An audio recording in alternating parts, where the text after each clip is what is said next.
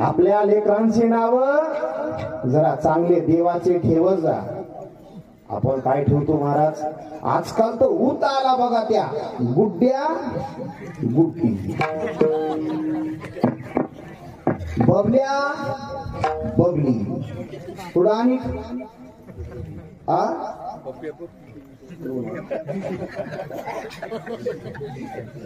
त्यांचं नाव आहे खरं बाबूराव, आपण त्याला पिंटू म्हणतो. आणि कथाकाराव बाबा लोकांचं लई प्रेम असतं बरं का.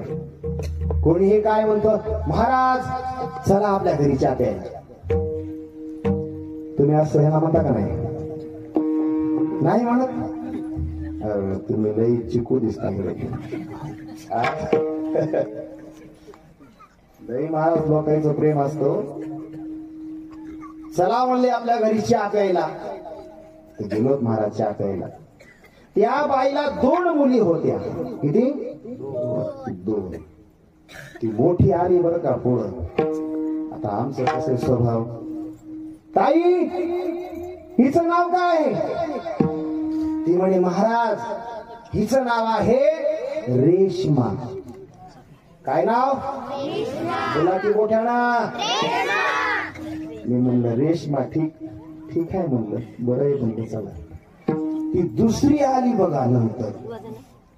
मी म्हणलं ताई हिचं काय नाव आहे? ती ताई म्हणे महाराज हिचं नाव आहे श्लेष्मा. रेश्मा ठीक होत,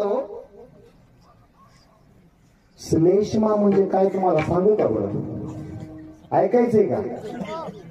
सांगू का? पिंटूबा हो सांगा. श्लेष्मा म्हणजे काय का, आपल्या नाकातून खारट खारट अशा प्रकारचा जो पदार्थ बाहेर पडतो त्याला श्लेष्मा असं म्हणतात. कसं वाटलं?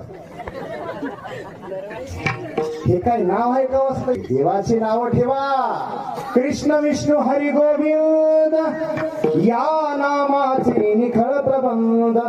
माझी आत्मचर्चा विशद उदंड गाती. श्याम मना घन श्याम